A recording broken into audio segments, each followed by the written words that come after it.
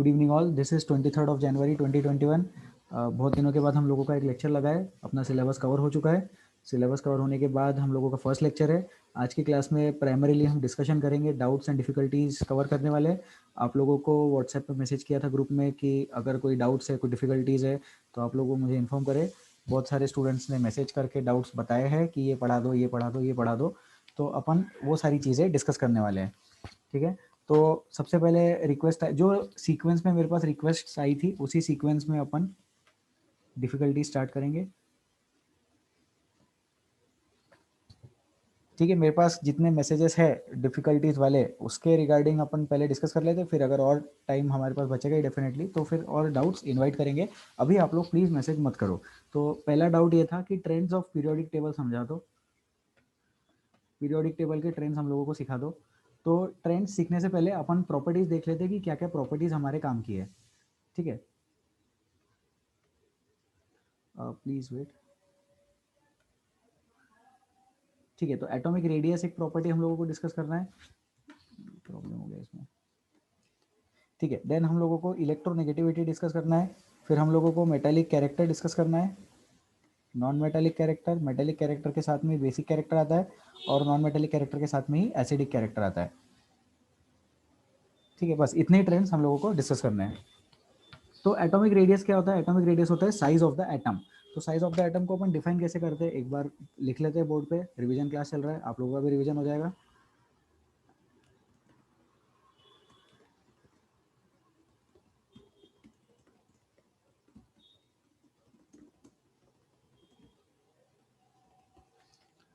Simple simple terms में अपन कैसे define करेंगे एटॉमिक रेडियस को?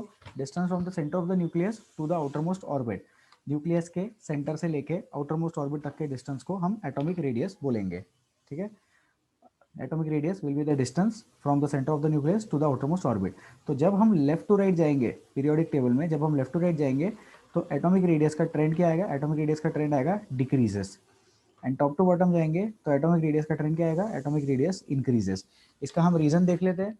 तो जैसे जैसे हम नीचे जाते हैं तो नीचे जाते वक्त तो एक एक नया नया शेल ऐड होता रहता है, तो वो तो अपन को लर्न है।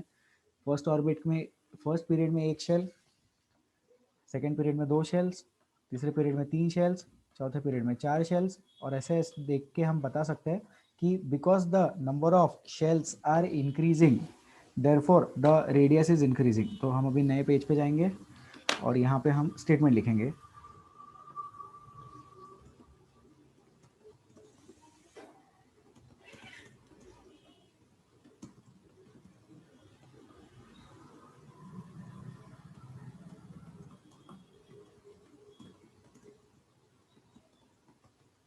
As we go down the group, new and new shells are being added, hence the atomic radius is increasing.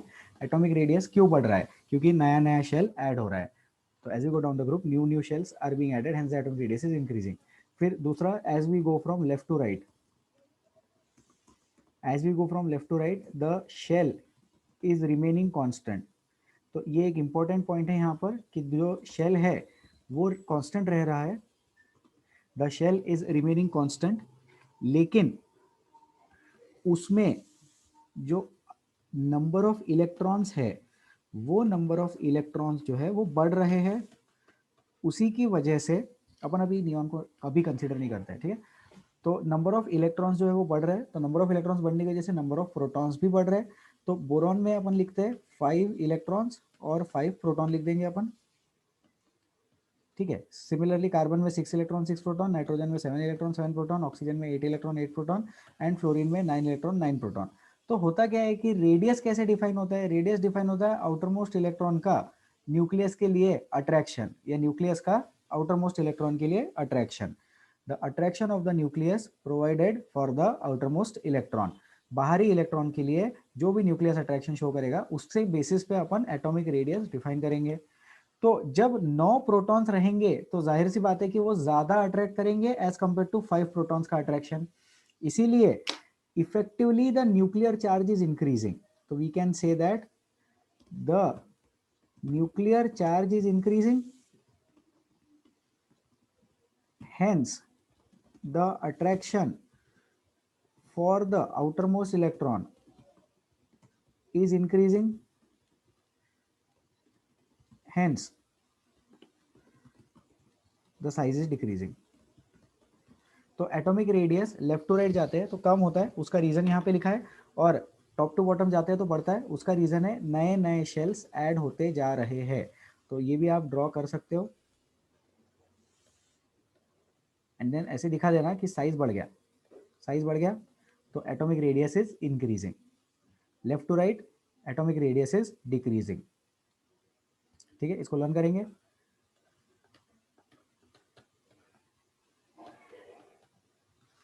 Next parameter पे जाते हैं हम लोग, 1 मिनट का टाइम देते हैं, इसको लिख लो। वैसे लिखने की ज़रूरत तो नहीं होगी क्योंकि ये ऑलरेडी हमने कंसेप्ट पहले डिस्कस किए हैं, बट बहुत ज़्यादा टाइम भी हो गया इनको डिस्कस करके, जिनको लिखना है वो लोग लिख सकते हैं।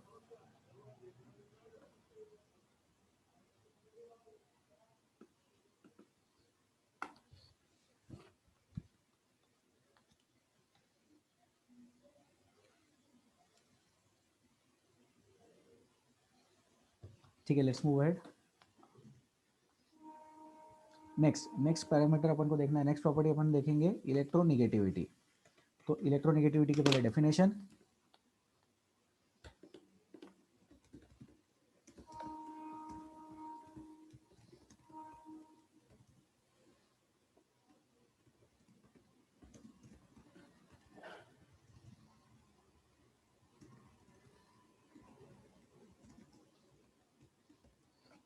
Tendency to attract the shared pair of electrons in a covalent bond is electronegativity. तो जो टेंडेंसी होती है इलेक्ट्रॉन्स को अट्रैक्ट करने की, उस चीज़ को हम लोग इलेक्ट्रोनिगेटिविटी बोलेंगे। तो फॉर एग्जांपल यहाँ देख लेते हैं, जैसे HCl है, तो हमें मालूम है कि क्लोरीन के पास जो है वो 17 प्रोटॉन्स है, हाइड्रोजन के पास 1 प्रोटॉन है। अभी इन दोनों के बीच में एक शेयर्ड पेयर ऑफ इलेक्ट्रॉन्स है, कुछ इस तरह से अपन ने बना दिया इलेक्ट्रॉन डॉट स्ट्रक्चर के अकॉर्डिंग। इलेक्ट्रॉन डॉट स्ट्रक्चर हमें बोलता है कि इलेक्ट्रॉन्स को डॉट से रिप्रेजेंट कर सकते हैं, तो ये बीच में ऑरेंज कलर का एक शेड पेयर अपन ने बना दिया। अब होता क्या है कि ये जो इलेक्ट्रॉन्स का शेड पेयर है ये क्लोरीन की तरफ थोड़ा सा शिफ्ट हो जाता है। क्यों थोड़ा सा शिफ्ट हो जा रहा है क्लोरीन की तरफ? क्योंकि 17 प्रोटॉन्स का अट्रैक्शन 1 प्रोटॉन के अट्रैक्शन से ज़्यादा होता है। तो उसकी वजह से क्या होता है, यहाँ पे हम इस चीज़ को कुछ ऐसे लिखते हैं, क्लोरीन पे लगाते हैं डेल्टा निगेटिव, हाइड्रोजन पे लगाते हैं डेल्टा पॉजिटिव, और शेड पेयर ऑफ इलेक्ट्रॉन्स जो है वो थोड़ा सा क्लोरीन की तरफ दिखाते हैं। तो शिफ्ट हो रहा है shared pair of electrons, shifting of shared pair of electron takes place, shifting of shared pair of electron takes place। जो आउटर मोस्ट शेल में जो शेड पेयर है उसका शिफ्टिंग हो गया, और कहाँ पे चला गया वो, जहाँ पे ज़्यादा प्रोटॉन्स रहेंगे वहाँ पे चला जाएगा वो। ठीक है, बट इसी में दूसरा कंडीशन देखें, क्लोरीन क्लोरीन अगर दोनों क्लोरीन के एटम्स है तो यहाँ पर क्या है, यहाँ पर भी 17 प्रोटॉन्स है और यहाँ पर भी 17 प्रोटॉन्स है, राइट। तो यहाँ पे जो शेड पेयर रहेगा वो एग्जैक्टली बीच में रहेगा, the shared pair will be exactly ऐसे बीच में। तो यहाँ पे क्या है, डिफरेंस ऑफ इलेक्ट्रोनिगेटिविटी जो है वो 0 है, और यहाँ पर क्या है, डिफरेंस ऑफ इलेक्ट्रोनिगेटिविटी जो है वो 0 नहीं है। तो जब डिफरेंस ऑफ इलेक्ट्रोनिगेटिविटी 0 रहता है तो कंपाउंड नॉन पोलर रहता है। Compound is non polar when the difference of electronegativity is 0। सही है, और compound is polar when the difference of electronegativity is non zero. जब इलेक्ट्रोनेगेटिविटी का डिफरेंस नॉन जीरो है तो कंपाउंड क्या है, पोलर है। तो आपको क्या करना है, अभी ये सारे पॉइंट्स लिखने हैं, ये पॉइंट लिख लो, ये पॉइंट लिख लो, और ये इलेक्ट्रोनेगेटिविटी का कंसेप्ट है, अपन ने रिवाइज कर लिया। और इलेक्ट्रोनेगेटिविटी जो डिफाइन होता है वो कोवेलेंट बॉन्ड के लिए डिफाइन होता है। Electronegativity is like usually defined for covalent bonds.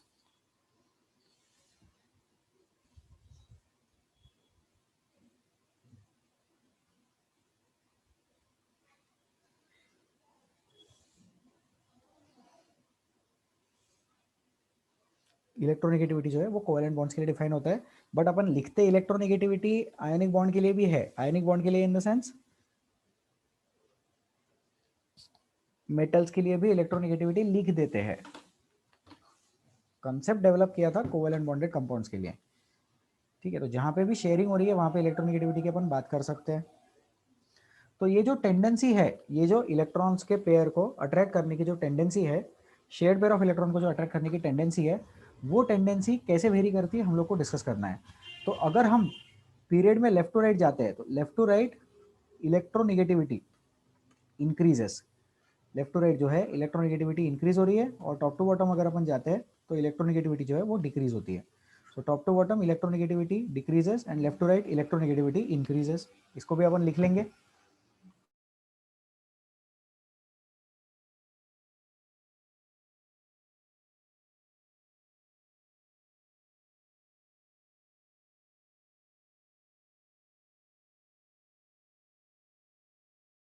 Top to bottom electronegativity decreases, left to right electronegativity increases.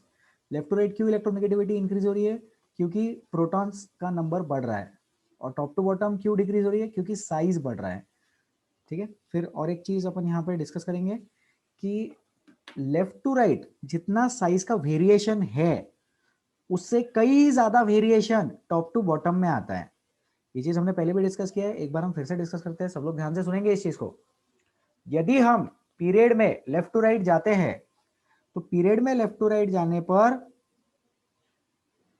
Size का वेरिएशन कम है, साइज कम हो रहा है, एटॉमिक रेडियस इज डिक्रीजिंग, लेकिन छोटी छोटी वैल्यूज से डिक्रीज हो रहा है। और टॉप टू बॉटम जाने पर साइज बढ़ रहा है और बड़े बड़े वैल्यूज से बढ़ रहा है, क्योंकि एक एक नया शेल ऐड हो रहा है।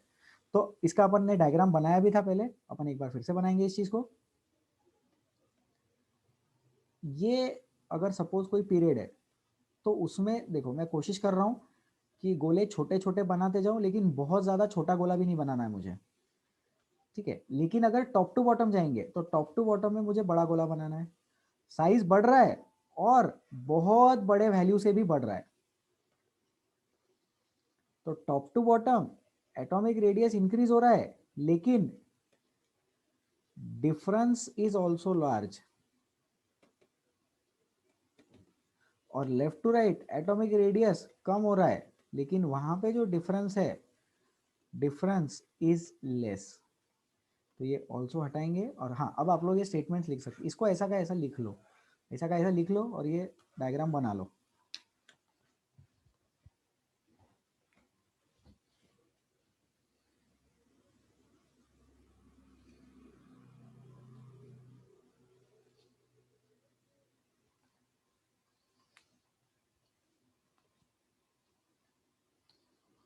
ठीक है, डायग्राम बना लेंगे, जल्दी करिए।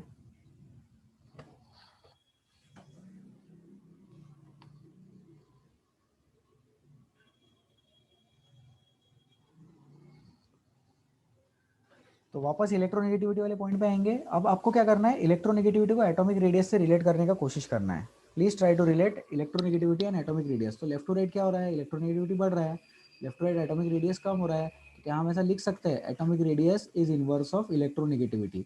तो अगर हम एटॉमिक रेडियस का ट्रेंड लर्न कर लेंगे तो इलेक्ट्रोनेगेटिविटी का ट्रेंड अपने आप समझ में आ जाएगा, अपने आप अपन इजीली लर्न कर सकते हैं। So atomic radius is inverse of electronegativity. ठीक है ये चीज।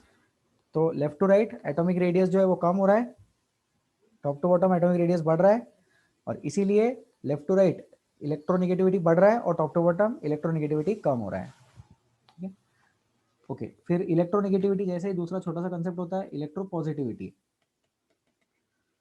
तो ये क्या रहेगा, इसका टेंडेंसी उल्टा रहेगा, राइट।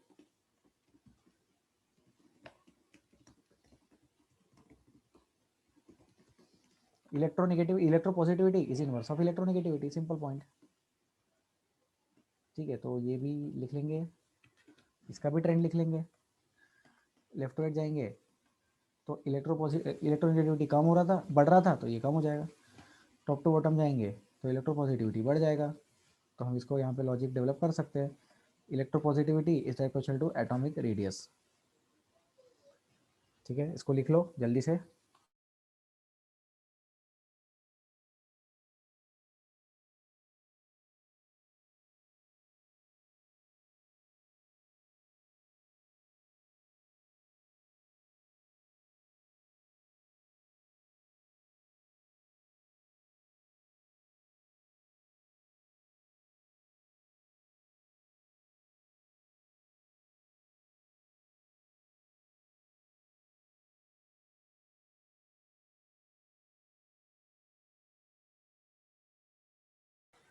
ठीक है, अपन आगे बढ़ते हैं, लेट्स मूव अहेड।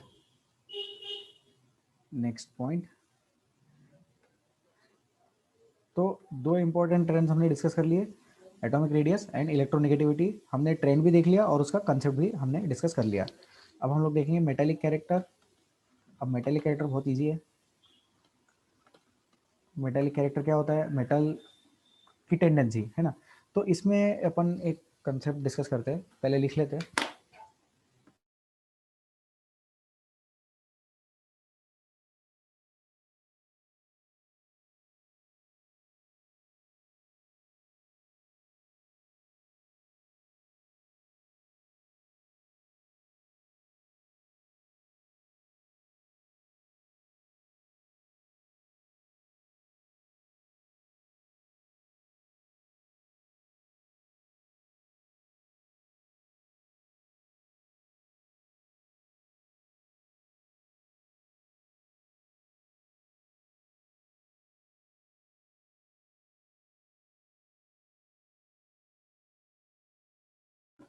ठीक है, एक इंपॉर्टेंट स्टेटमेंट बोर्ड पे मैंने टाइप किया है, अपन उसको डिस्कस करते हैं। Please do not consider that a particular thing is metal and another thing is non metal. तो हमें ये नहीं सोचना है कि यार ये मेटल है या और ये फिर दूसरी वाली चीज नॉन मेटल होगी।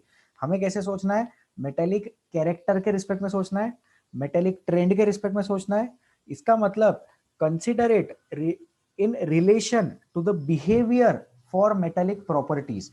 अब ऐसे इमेजिन करो कि ऐसी 100 प्रॉपर्टीज लिखी गई है, वो 100 प्रॉपर्टीज जो है वो मेटेलिक बिहेवियर को डिफाइन करती है।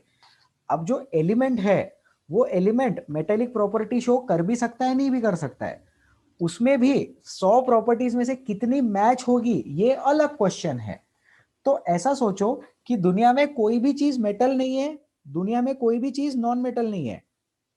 कंसेप्ट है मेटेलिक कैरेक्टर का। ये कंसेप्ट हमें बता रहा है कि कितनी ज्यादा प्रॉपर्टीज मेटल जैसी शो हो रही है या फिर कितनी कम प्रॉपर्टीज मेटल जैसी शो हो रही है। तो ऐसे 100 प्रॉपर्टीज का सीक्वेंस है। जो लोग फॉलो करते हैं उनको बोलेंगे मेटल्स, और जो लोग फॉलो नहीं करते उनको बोलेंगे नॉन मेटल्स। और दुनिया में तीन ही टाइप के एलिमेंट्स रहते हैं, metals, non metals and metalloids. तो ये चीज हमने अभी रिसेंट टॉपिक एसिड बेसिस के टाइम पे भी डिस्कस किया था। ऐसे बहुत से कंपाउंड्स है जो एसिड्स भी नहीं, बेसिस भी नहीं और सॉल्ट भी नहीं। तो वैसे ऐसा कोई एलिमेंट नहीं है जो मेटल भी नहीं, नॉन मेटल भी नहीं और मेटलॉइड भी नहीं। जितने भी एलिमेंट्स हैं उन सबको हमने मेटल्स, नॉन मेटल्स और मेटलॉइड्स में क्लासिफाई कर दिया है। ये पॉइंट भी अपन लिख देते बोर्ड पे।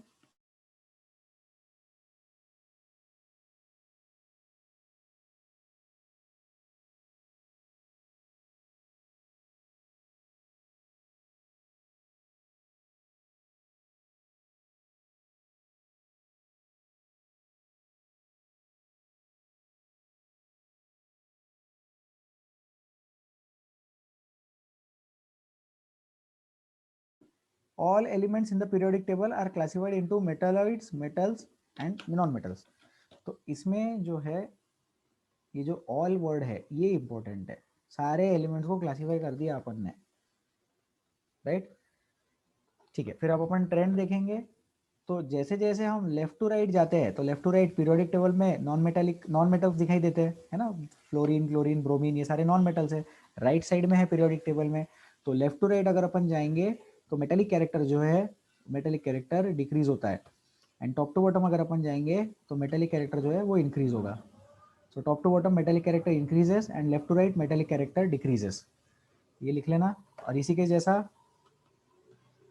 नॉन मेटेलिक कैरेक्टर करस्पॉन्डिंग हो जाएगा, इन्वर्स हो जाएगा। तो लेफ्ट टू राइट जाते हैं तो नॉन मेटेलिक कैरेक्टर बढ़ता है एंड टॉप टू बॉटम जाते हैं तो नॉन मेटेलिक कैरेक्टर कम होता है। फिर अब इसको भी अपन एटॉमिक रेडियस से रिलेट करके देखते हैं। देखो आता है क्या? एटॉमिक रेडियस से रिलेट करते हैं। Left to right atomic radius कम हो रहा था तो मेटेलिक कैरेक्टर भी कम हो रहा है। तो atomic radius is directly proportional to metallic character. तो सारी चीज़ों को अपन एटॉमिक रेडियस से रिलेट कर सकते हैं। इसको लिख लेंगे। ठीक है, I will wait for 1 minute, please इसको लिख लो।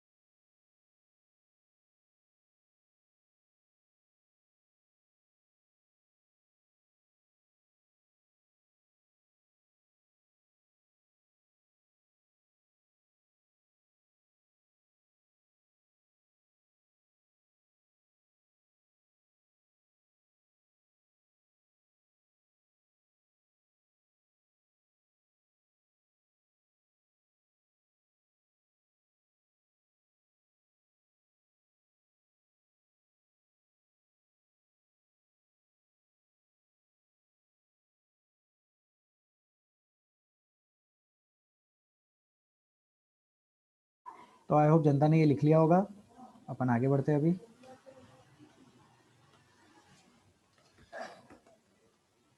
ठीक है, आई मूव अहेड। तो metallic character and non metallic character, this is taken care of. Next point, acidic character and basic character.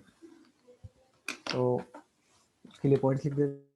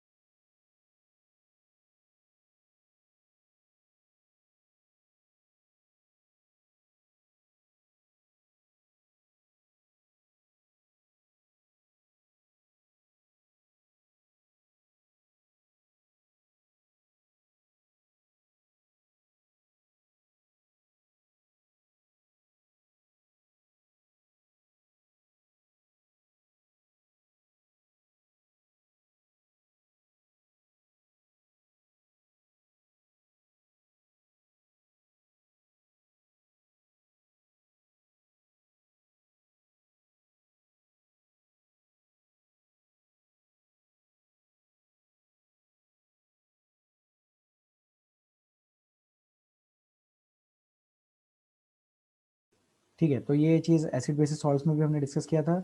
जो मेटल्स होते हैं तो वो मेटल्स बेसिक कैरेक्टर शो करते हैं, और जो नॉन मेटल्स रहते हैं वो एसिडिक कैरेक्टर शो करते हैं। So acidic character is proportional to non metallic character and basic character is proportional to metallic character. तो बस मेटेलिक कैरेक्टर का ट्रेंड हमको आता है, नॉन मेटेलिक कैरेक्टर का ट्रेंड उसका इन्वर्स होता है। तो एसिडिक कैरेक्टर का ट्रेंड ये रहा,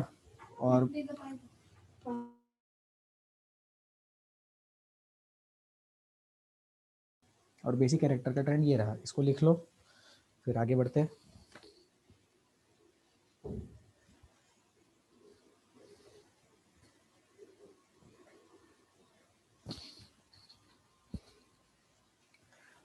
ठीक है, लेट्स मूव अहेड। तो ट्रेंड्स में बस इतना ही है। इलेक्ट्रोनिगेटिविटी के ट्रेंड्स हो गए, एटॉमिक रेडियस के ट्रेंड्स हो गए, basic character, metallic character, non metallic character,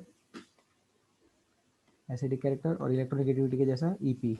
ये साथ में, ये साथ में, ये साथ में, और ये अकेला। एटॉमिक रेडियस सबके साथ रिलेट कर सकते हैं। ठीक है, so this is about trends. यहाँ पे पहला डिफिकल्टी खत्म होता है। दो लोगों ने डाउट पूछा था, तो आई होप उन्होंने ज्वाइन किया है क्लास में। दो लोगों ने व्हाट्सएप पे मैसेज भेजा था कि ट्रेंड सिखा दो। ठीक है, पता नहीं है यानी हाथ भी शायद जनता उठा नहीं पा रही है, बट आई होप कि ये डाउट क्लियर कर दिया मैंने। ठीक है, इसको ये तो ऐसे, ये तो अपन डिलीट करते हैं। नेक्स्ट डिफिकल्टी है पीरियोडिक टेबल से related. Sir periodic table learn करा दो, हमसे लर्न नहीं हो रहा है तो पीरियोडिक टेबल लर्न करा दो। तो पूरा पीरियोडिक टेबल तो लर्न करने की ज़रूरत नहीं है, लेकिन जितना हमारे काम का है क्लास 11th के पॉइंट ऑफ व्यू से, अब हम लोग फाउंडेशन के अकॉर्डिंग बात करेंगे। तो 11th क्लास के अकॉर्डिंग जितना पीरियोडिक टेबल अपने काम में आने वाला है, जितना हमें लर्न होना चाहिए, उतना मैं बोर्ड पे लिख रहा हूँ और मैं वो लर्न करवा दूंगा। सर आप तो देख के ही लिख रहे होंगे। नहीं, मैं देख के नहीं लिख रहा हूँ क्योंकि मेरे को लर्न है।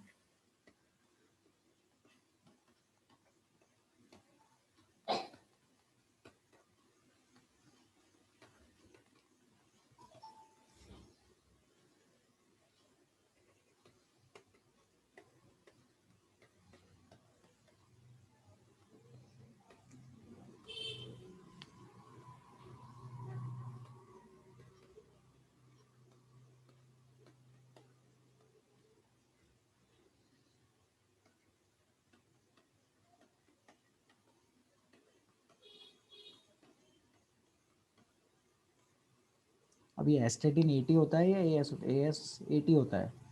ठीक है,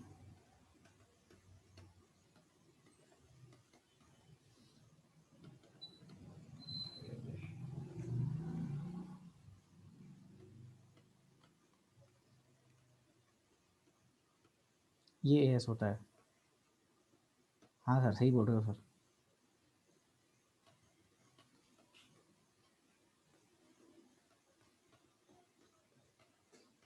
ठीक है, इतना अपने को लर्न करना है। ये वाला है एस ब्लॉक और ये वाला है पी ब्लॉक। तो अगर हम एस ब्लॉक और पी ब्लॉक लर्न कर लेते हैं तो that is more than sufficient. फिर इसमें एक जो 3D सीरीज आती है, वो किधर से स्टार्ट होती है? एल्यूमिनियम से।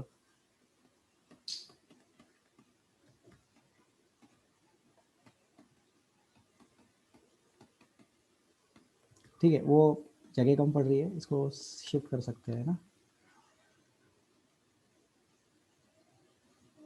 हो जाएगा ये शिफ्ट ठीक से।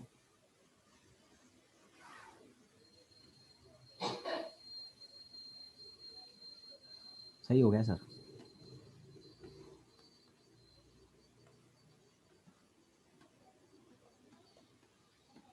फिर भी जगह कम पड़ रही है सर, छोटा छोटा लिखो सर।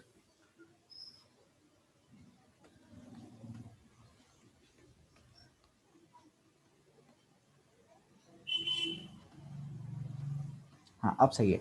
इतना जो बोर्ड पे दिख रहा है उतना लर्न कर लो, उतना अभी लर्न करा देंगे। ये इधर वाला डी ब्लॉक का बचा हुआ, मतलब थोड़ा सा डी ब्लॉक, ये पूरा डी ब्लॉक में आता है, ठीक है, इतना पार्ट, और नीचे के एफ ब्लॉक की सीरीज, वो जो दो दो है सीरीज, लेंथिनर सीरीज और एक्टिवेट सीरीज, वो लर्न नहीं किया तो भी चल जाता। अब इसको लर्न कैसे करना है? हाँ सर, काम की बात बताओ सर। तो लर्न दो तरीकों से कर सकते हैं, या तो अपन इसको लर्न ऐसे सीक्वेंस में करते हैं, उसको बोलते हैं पीरियड वाइज लर्न करना। तो पीरियड वाइज उसको कैसे लर्न करते हैं?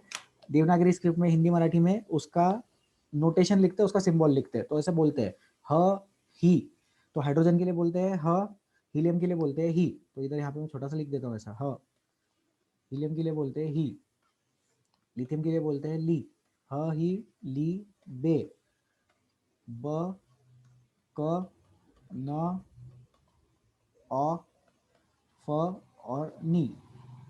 तो इस तरह से अपने को लर्न करते करते जाना है।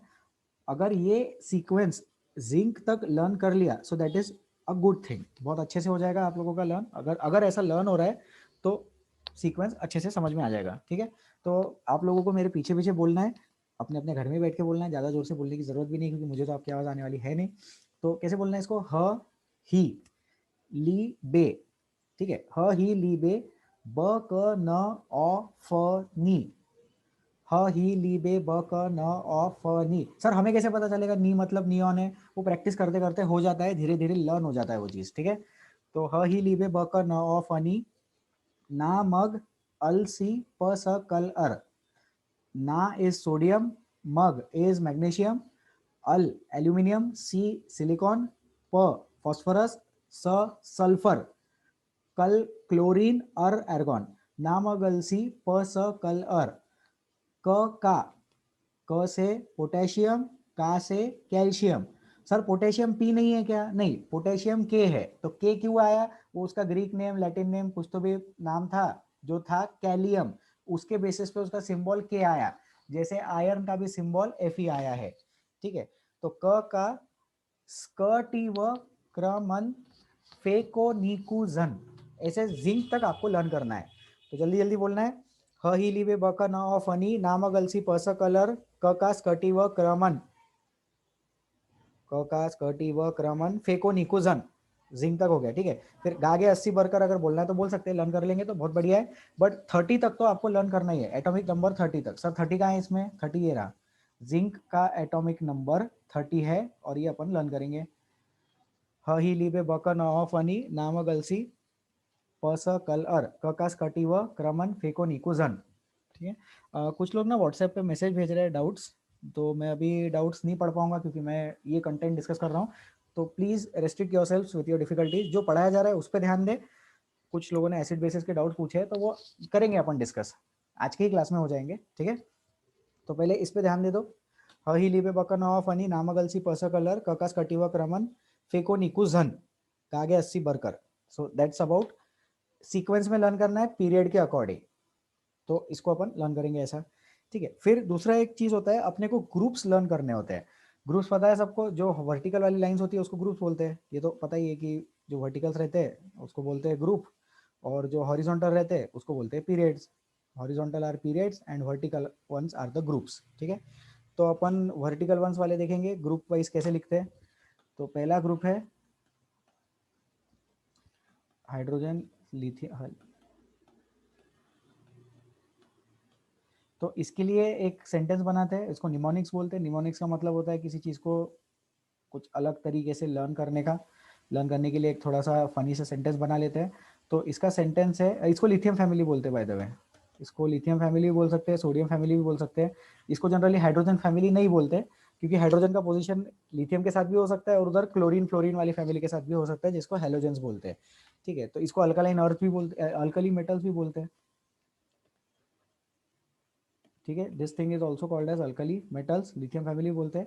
अब सीक्वेंस देख लो, लर्न कैसे करना है इसका सेंटेंस। ह लर्न ह,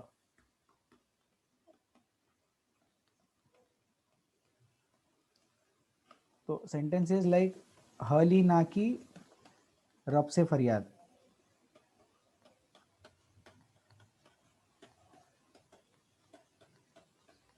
ठीक है, तो फरियाद। ठीक है, तो ये ह है, ये ली है, ना मतलब सोडियम है, की इज लाइक कैलियम के पोटेशियम, रब इज आरबी, सीजियम इज से, and F R is francium is फरियाद। तो हलीना नाम की एक लड़की है जिसने फरियाद की है, रब के पास में फरियाद की है। तो हलीना की रब से फरियाद, इसको अपन ऐसे लर्न करें। अगर आपके पास कोई दूसरा मेथड है तो आप दूसरे मेथड से भी लर्न कर सकते हैं, बट लर्न होना चाहिए। ठीक है, हलीना की रब से फरियाद, this is alkali metals, lithium family. ठीक है, नेक्स्ट नेक्स्ट हमारे पास में है alkaline earth metals. Alkaline earth metals, तो अल्कलाइन अर्थ मेटल्स के बारे में अपन डिस्कस कर लेते हैं।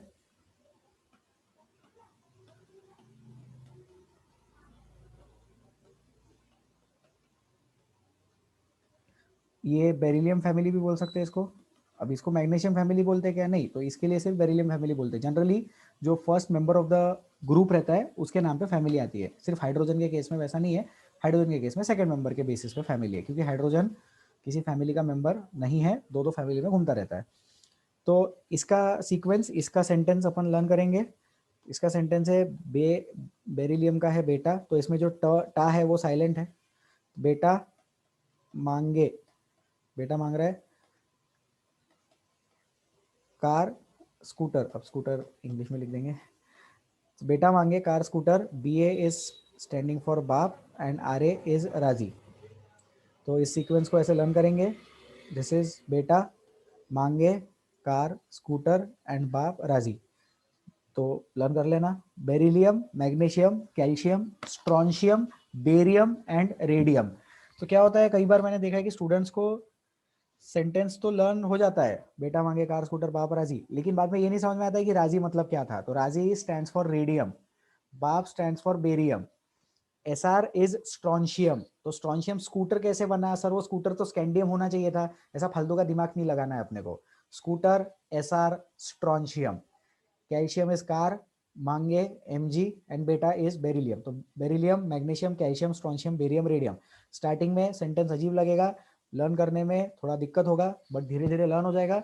एक बार सेंटेंस लर्न हो जाए उसके बाद ग्रुप लर्न हो जाएगा, और एक बार ग्रुप लर्न हो जाए तो उसके बाद सेंटेंस को याद रखने की जरूरत भी नहीं रहती है। अब इतने बार ये सेंटेंस मैंने बोल लिया है कि इतने बार ये ग्रुप लिख लिया है कि वो सेंटेंस बोलने की मुझे जरूरत नहीं पड़ती है। Beryllium, magnesium, calcium, strontium, barium, radium से मेरा काम चल जाता है। तो ये सेकेंड ग्रुप आप लोग इस तरह से लर्न करें, इसको बोलते हैं beryllium family. This is second group in the periodic table. ठीक है, फिर उसके बाद हम बोरॉन फैमिली पे आएंगे। यस, अब अपने को बोरॉन फैमिली के बारे में बात करना है।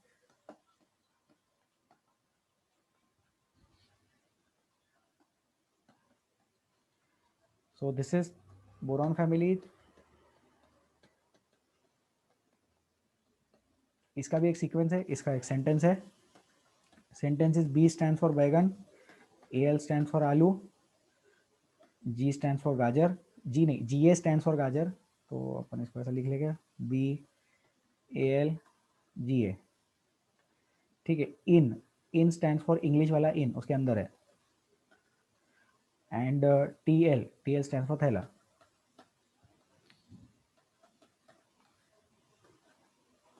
टी एल, तो बैंगन आलू गाजर इन थैला।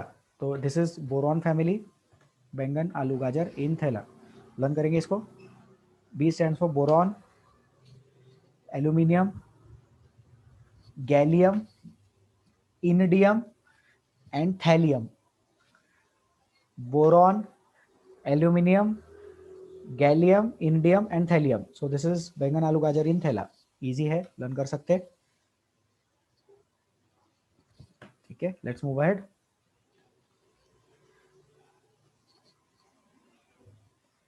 Carbon family.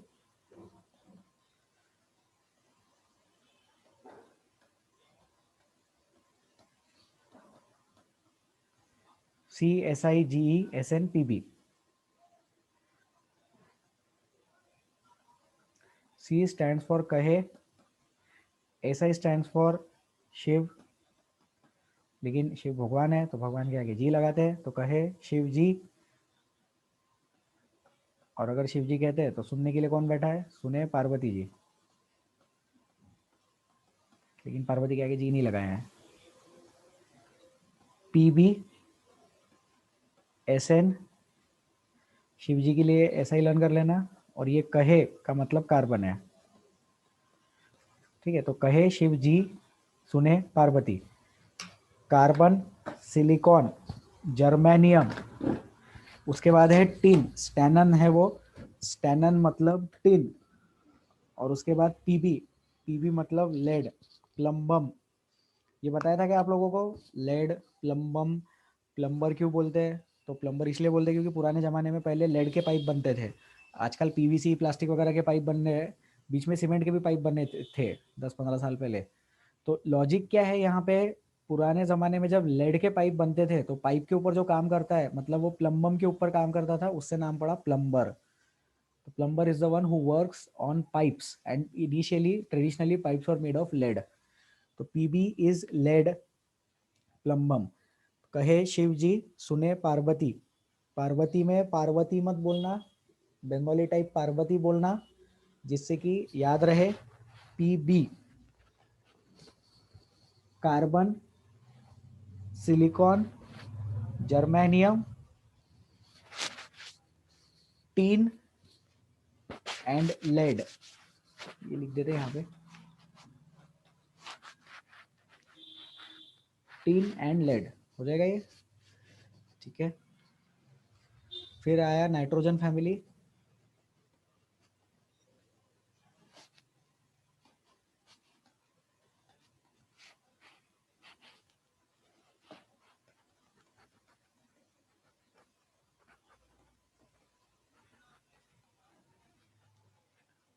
Nitrogen family NPAS SB BI।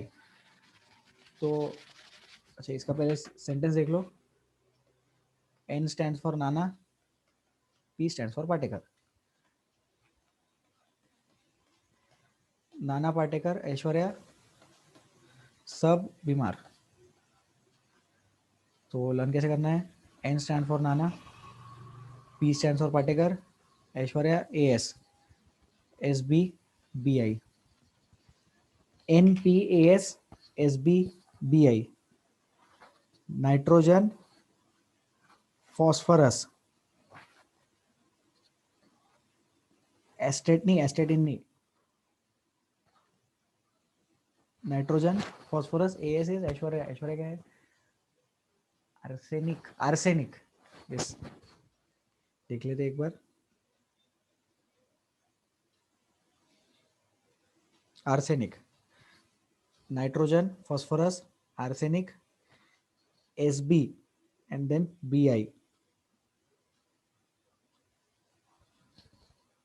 SB is antimony and BI is bismuth। NPAS SB BI, इन सब की वैलेंसी 3 रहती है।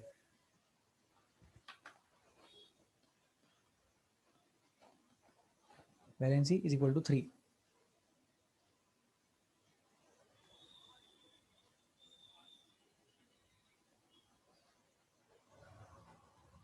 ठीक है, आगे बढ़ते हैं।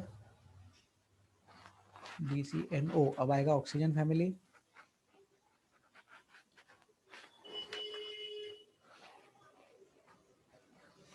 ऑक्सीजन फैमिली में OS, सेलेनियम, टेल्यूरियम, पोलोनियम।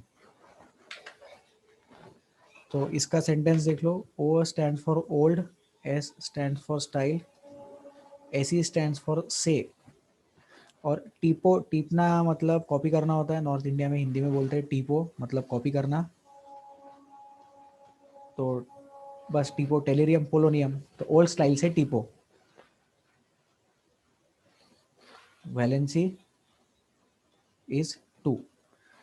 ठीक है। अब वो अलग अलग वैलेंसीज भी आती है, 6 वैलेंसी भी रहता है, ऑक्सीडेशन नंबर, वो सारी चीज़ें अपन ने डिस्कस की है। बट ऑक्सीजन फैमिली का अगर कोई वैलेंसी पूछे तो ऑक्सीजन फैमिली का वैलेंसी 2 होता है। ठीक है, so the valency of oxygen family is 2 and sequence is old style से टीपो। सेंटेंस लर्न करेंगे। Oxygen, sulphur, selenium, tellurium, polonium. Oxygen, sulphur, selenium, tellurium, polonium. Easy है। फिर ऑक्सीजन फैमिली के बाद क्या है? PCNOF, फिर फ्लोरीन, फिर ये हेलोजन है, फ्लोरीन, क्लोरीन, ब्रोमीन, आयोडीन, एस्टेटिन। इसका कोई सीक्वेंस नहीं है, ये ऐसे ही लर्न कर लेना। And then helium, neon, argon, krypton, xenon, radon. Helium, neon, argon, krypton, xenon and then radon. ठीक है, ये भी इजी है। Helium, neon, argon, krypton, xenon, radon हो जाएगा इससे भी। ठीक है, ओके। तो ये किसी का डाउट था कि पीरियोडिक टेबल लर्न करवा दो, तो करवा दिया लर्न। अच्छा, किसी ने मैसेज भी भेजा था आर्सेनिक है, थैंक यू सो मच। ठीक है, नेक्स्ट एक डाउट था आइसोमरिज्म, ऑर्गेनिक केमिस्ट्री का आइसोमरिज्म एक बार और एक्सप्लेन कर दो। तो आइसोमरिज्म वाला कंसेप्ट अपन एक बार फिर से डिस्कस कर रहे हैं यहाँ पे। कार्बन कंपाउंड में आइसोमरिज्म हमने पढ़ा था, तो वो किसी ने मैसेज भेजा था डाउट पे व्हाट्सएप पे कि डाउट क्लास में ले लेना।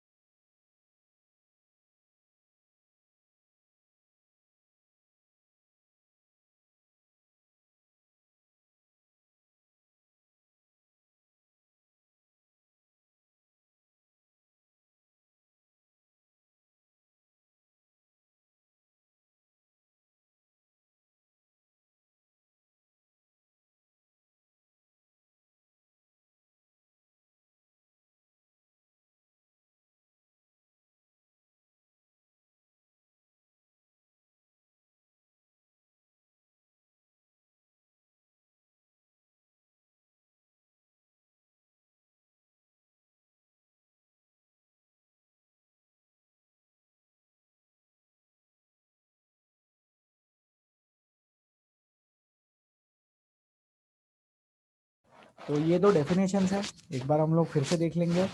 आइसोमरिज्म का मतलब वो नहीं है जो टेक्स्ट बुक में लिखा है। सर टेक्स्ट बुक में गलत लिखा है क्या? गलत नहीं लिखा है, लेकिन इनकम्प्लीट लिखा है, पूरा अच्छे से नहीं एक्सप्लेन किया गया है, क्योंकि टेक्स्ट बुक 10th क्लास के लेवल के अकॉर्डिंग है। तो अपन समझे कि आइसोमरिज्म का एक्चुअली प्रॉपर कंप्लीट डेफिनेशन क्या है। तो आइसोमरिज्म मतलब when two molecules have same molecular formula but there is a difference of at least one property. उनमें कम से कम अगर एक भी प्रॉपर्टी का डिफरेंस आ जाए, चाहे वो फिजिकल प्रॉपर्टी हो चाहे वो केमिकल प्रॉपर्टी हो, कोई भी दो मॉलिक्यूल्स में मॉलिक्यूलर फॉर्मूला सेम होने के बाद अगर एक भी प्रॉपर्टी का डिफरेंस आ जाता है तो उसको हम आइसोमर्स बोल सकते हैं। और स्ट्रक्चरल आइसोमर क्या होता है? तो वो चीज है जो डेफिनेशन टेक्स्ट बुक में गिवन है। तो अगर डिफरेंस ऑफ स्ट्रक्चर होता है, अगर स्ट्रक्चर का डिफरेंस देखने को मिल रहा है दो कंपाउंड्स के बीच में और उनका मॉलिक्यूलर फॉर्मूला सेम है, तो वो दो चीजों को हम स्ट्रक्चरल आइसोमर्स ऐसा बोल सकते हैं। तो एक एग्जांपल ले लेंगे अपन, ये टेक्स्ट बुक से एग्जांपल लेंगे। अगर ये 4 कार्बन एटम्स है और ये स्ट्रेट चेन में अटैच्ड है और ये 4 कार्बन एटम्स में ऐसे देखो ब्रांचिंग आ गई, तो ये दोनों क्या हो जाएंगे? एक दूसरे के आइसोमर्स हो जाएंगे। क्यों आइसोमर्स हो जाएंगे? क्योंकि इनका मॉलिक्यूलर फॉर्मूला जो है, इनका मॉलिक्यूलर फॉर्मूला सेम है, लेकिन उनका एटम्स का अरेंजमेंट डिफरेंट है। There is a difference of structures, there is a difference of arrangement of atoms. किसी को डाउट आ रहा होगा, सर इसमें तो हाइड्रोजन दिख ही नहीं रहे, आपने तो 10 10 हाइड्रोजन बोल दिए। तो जहां जहां पे भी हाइड्रोजन नहीं है वहां वहां हाइड्रोजन लिख दो, सच दैट कार्बन का वैलेंसी फुलफिल हो जाए। कार्बन का वैलेंसी 4 है, कार्बन को टेट्रावैलेंट बोलते हैं। तो दोनों कंपाउंड्स में हम देख सकते हैं कि दोनों कंपाउंड्स का मॉलिक्यूलर फॉर्मूला जो है वो C4H10 मेंटेन हो रहा है, लेकिन उनका जो कार्बन एटम्स है उसका अरेंजमेंट जो है, the arrangement of carbon atoms is different, the structure of carbon atoms, the structure of the compounds is different. इसलिए इनको हम आइसोमर्स बोलते हैं। और इसमें भी हम इसको क्या बोलते हैं? स्ट्रक्चरल आइसोमर्स ऐसा बोलते हैं। ठीक है, तो आई होप ये चीज़ समझ में आ रही है जनता को। तो किसी ने बोला था आइसोमरिज्म का एक बार और कंसेप्ट एक्सप्लेन कर देना, तो एक्सप्लेन कर दिया। फिर एक छोटा सा क्वेश्चन अपन ले लेंगे इसमें।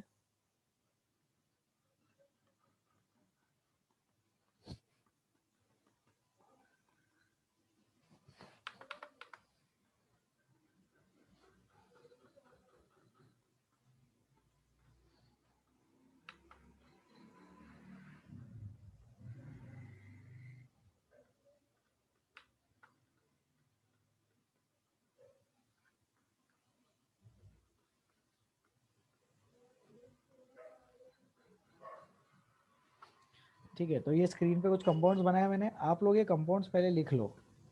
मैं चाहता हूँ कि सब जनता ये कंपाउंड्स को नोटबुक में लिख ले।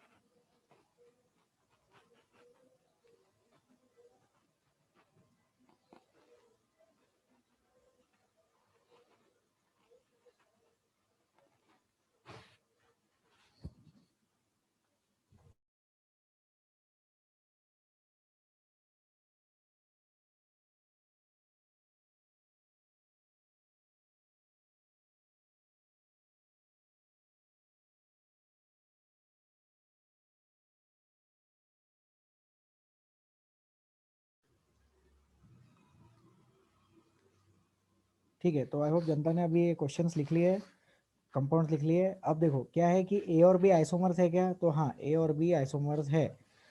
अब मेरा क्वेश्चन है कि ए और डी आइसोमर्स है क्या, तो आंसर इज ए और डी आइसोमर्स नहीं है। देख के अपने को क्या लग रहा है कि 5-5 कार्बन एटम है, लेकिन जो कंपाउंड्स ए बी और सी है, ए बी और सी जो कंपाउंड्स है उसका मॉलिक्यूलर फॉर्मूला C5H12 है, और जो कंपाउंड्स डी ई और एफ है उसका मॉलिक्यूलर फॉर्मूला C5H10 है। ये जो हर्ष है प्लीज मुझे डिस्टर्ब मत करो। Harsh is requesting remote control of your screen. अगर ये गलती से हो रहा है तो ध्यान दो, और जानबूझ के कर रहे हो तो उठा के फेंक देंगे आपको। डी ई एफ,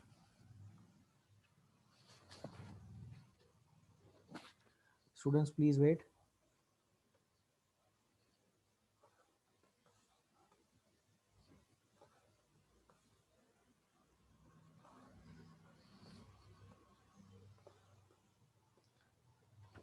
आई होप कि हर्ष के सिस्टम में कुछ प्रॉब्लम हो रहा है, इसलिए Harsh is requesting remote control of screen बार बार दिख रहा है। मैं डिक्लेयर कर रहा हूँ फिर भी।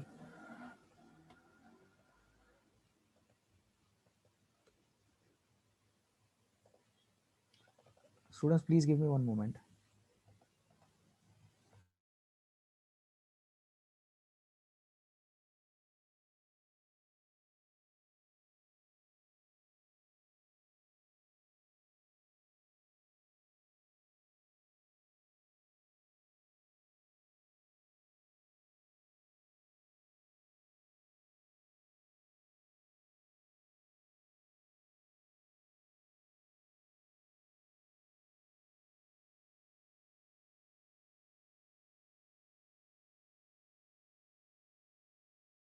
ठीक है, thank you so much for waiting. तो ये जो DEF कंपाउंड्स है उसका अगर अपन मॉलिक्यूलर फार्मूला ध्यान से देखें तो उसका मॉलिक्यूलर फार्मूला जो है वो C5H10 आता है, और ABC कंपाउंड्स का मॉलिक्यूलर फार्मूला C5H12 आ रहा है। तो इसका मतलब दोनों के मॉलिक्यूलर फार्मूलाज डिफरेंट है, तो A और D एक साथ एक दूसरे के आइसोमर्स नहीं है। D, E और F आपस में आइसोमर्स है, एंड A, B और C भी आपस में आइसोमर्स है, लेकिन A, B और C ये ग्रुप DEF का आइसोमर नहीं है, क्योंकि आइसोमरिज्म की रिक्वायरमेंट है, molecular formula should be the same. The requirement of isomerism is molecular formula must be same. Molecular formula same होना चाहिए, ये आइसोमरिज्म का रिक्वायरमेंट है। ठीक है, so this is about isomerism. जिनका डाउट था आई होप मैंने क्लियर कर दिया। Will move to the next slide now, next screen. और अब मैं डाउट्स इनवाइट कर रहा हूँ आप लोगों को। अगर डिफिकल्टीज है तो आप मुझे व्हाट्सएप पे मैसेज भेजें।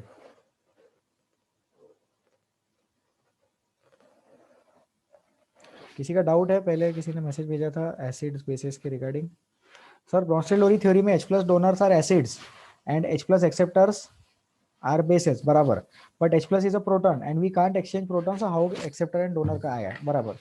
देखो लोगों एक डाउट क्या है, डाउट है कि H प्लस डोनर जो है, H प्लस डोनर एसिड है ब्रोंस्टेड-लोरी कंसेप्ट के अकॉर्डिंग, तो मैंने बोला बराबर। फिर स्टूडेंट ने बोला जो H प्लस एक्सेप्टर है वो बेस है, मैंने बोला बराबर। तो उनका क्वेश्चन है कि H प्लस जो है वो तो प्रोटॉन है, लेकिन हमें पता है कि किसी केमिकल रिएक्शन में प्रोटॉन्स एक्सचेंज नहीं हो सकते। सर फिर ऐसे कैसे हो गया? तो कंसेप्ट ये देखो कि जो न्यूक्लियस है ये इलेक्ट्रॉन्स है। अब इलेक्ट्रॉन्स के एक्सचेंज से रिएक्शन होती, न्यूक्लियस के अंदर प्रोटॉन्स बहुत डीप इनसाइड रहते हैं, इसलिए प्रोटॉन्स का एक्सचेंज नहीं होता। लेकिन हाइड्रोजन के केस में क्या है, हाइड्रोजन के केस में न्यूक्लियस है, न्यूक्लियस में एक प्रोटॉन है और बाहर एक इलेक्ट्रॉन घूम रहा है। हाइड्रोजन के केस में न्यूट्रॉन्स नहीं है, इसीलिए अगर हमने ये इलेक्ट्रॉन हटा दिया तो H प्लस बन जाएगा। अब ये जो H प्लस है, ये H प्लस खुद प्रोटॉन है, तो वो चीज एक्सचेंज हो सकती है, क्योंकि ये H प्लस किसी न्यूक्लियस के अंदर से नहीं निकाला अपन ने। ये जो प्रोटॉन है ये ऑलरेडी एग्जिस्ट कर रहा है अकेला। जब हाइड्रोजन का इलेक्ट्रॉन चला गया तो हाइड्रोजन का इलेक्ट्रॉन जाने के बाद जो बच गया वो बचा प्रोटॉन, और वो प्रोटॉन H प्लस है और वो एक्सचेंज करवा सकते हैं। तो इनका डाउट था, रिप्लाई करेंगे क्या?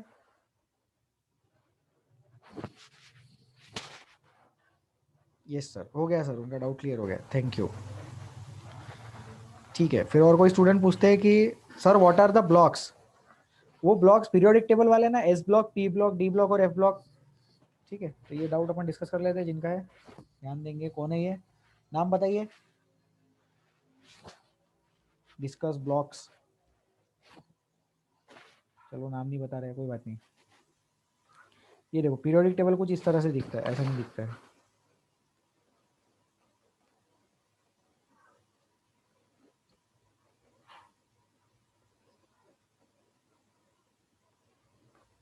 कुछ इस तरह से दिखता है पीरियोडिक टेबल।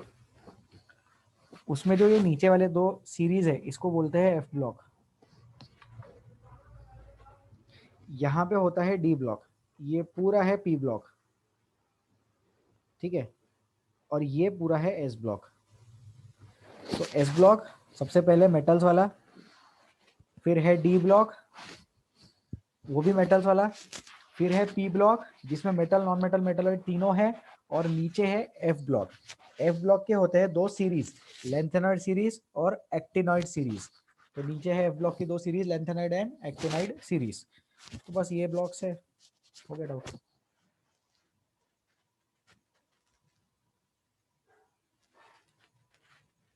ठीक है, नेक्स्ट क्वेश्चन है sir do noble gases have electronegativity? Answer is no. Noble gases की इलेक्ट्रोनेगेटिविटी वैसे देखा जाए तो नहीं होती है। किनका डाउट है ये? Parag, Parag Chimankar. Do noble gases have electronegativity? Answer is नहीं। टेक्निकली उनका इलेक्ट्रोनेगेटिविटी नहीं रहता है, उसका रीजन वो कोवेलेंट बॉन्ड नहीं बनाते। तो कैसा है, जो चीजें कोवेलेंट बॉन्ड बनाएगी उनकी ही इलेक्ट्रोनेगेटिविटी देखेंगे। तो मेटल्स की भी अपन इलेक्ट्रोनेगेटिविटी नहीं कंसीडर करते, तो वैसे ही नॉन मेटल्स की भी, वैसे ही नोबल गैसेस की भी इलेक्ट्रोनेगेटिविटी कंसीडर नहीं होती है। लेकिन फिर नोबल गैसेस कुछ कुछ कंपाउंड्स बनाते हैं, जैसे XCF2, XCF4, XCOF4। तो जब उन्होंने ये कंपाउंड्स बनाए तब उनकी इलेक्ट्रोनेगेटिविटी के बारे में हम लोग बात करते हैं। ठीक है, तो answer is do not noble gases have electronegativity, no, लेकिन हम नोबल गैसेस की इलेक्ट्रोनेगेटिविटी की बात कर सकते हैं जैसे मेटल्स के इलेक्ट्रोनेगेटिविटी की हम बात करते हैं। पराग रिप्लाई करो, समझा क्या? यस सर, ठीक है सर।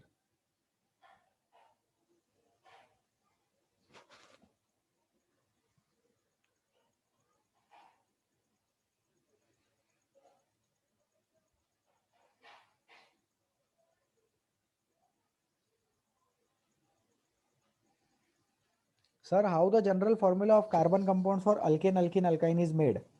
अल्केन अल्किन अल्काइन का जनरल फॉर्मूला कैसे बनाया गया है? किनका डाउट है ये, नाम बताएंगे? दिव्यम खेतान। ठीक है, तो देखो भाई, ये है अल्केन, 5 मेंबर वाला अल्केन। इसमें कितने हाइड्रोजन लगने वाले हैं अपन फाइंड आउट करते हैं। इधर के 3, इधर के 2, इधर के 2, इधर के 2 और इधर के 3। तो क्या हमें समझ में आ रहा है कि इसका फॉर्मूला C5 एस्ट्रल हो जाएगा? अब क्या करेंगे, दूसरा हाइड्रोकार्बन लेंगे, अब थोड़ा छोटा लिखेंगे अपन, तो उसमें 4 कार्बन एटम इमेजिन कर लो। फिर 4 कार्बन एटम इमेजिन करेंगे तो उसके हाइड्रोजन देख लो कितने आ रहे हैं, 3, 2, 2, 3। इसका आंसर क्या आ गया, मॉलिक्यूलर फॉर्मूला क्या आ गया, C4H10। फिर ऐसे ही लोगों ने 3 कार्बन के साथ सोच के देखा तो C3H8 आया। फिर 3, 4, 5, 6 के साथ सोच के देखा तो C6H14 आ गया। तो लोगों ने मॉलिक्यूलर फॉर्मूला डेवलप कर दिया CnH2n+2 अल्केन के लिए। तो ऐसा कोई उसका डेरिवेशन नहीं है, ऑब्जर्वेशन है। सर फिर पहले वाले में बैठता क्या ये? बिल्कुल बैठता, पहला वाला मतलब नाइट्रो एन की वैल्यू 1, तो एन की वैल्यू 1 पुट करेंगे तो देखो बराबर CH4 आ गया, मीथेन। तो ये हो गया अल्केन्स के रिस्पेक्ट में। फिर अल्केन के बाद अल्कीन की क्या डेफिनेशन होती है? अल्कीन की डेफिनेशन होती है कि कंपाउंड में एक डबल बॉन्ड आ गया। कंपाउंड में अगर एक डबल बॉन्ड आ गया तो 2 हाइड्रोजन एटम्स डिलीट हो गए। तो यहाँ अपन लिखेंगे CnH2n, राइट। और उसके बाद में आता है अल्काइन। तो अल्काइन में क्या रहेगा, एक ट्रिपल बॉन्ड रहेगा। तो अल्काइन के लिए अपन क्या लिख सकेंगे, और एक हाइड्रोजन मॉलिक्यूल डिलीट कर देंगे तो CnH2n-2 लिखेंगे। तो इस तरह से तीनों के अपन ने मॉलिक्यूलर फॉर्मूले डेवलप कर दिए। फिर ऐसे हम अलग अलग फंक्शनल ग्रुप्स के भी मॉलिक्यूलर फॉर्मूला रिस्पेक्टिवली डेवलप कर सकते हैं। ठीक है, दिव्यम खेतान रिप्लाई करो, समझ में आया क्या? Alkane, alkyne, alkyne. Yes sir, ठीक है सर।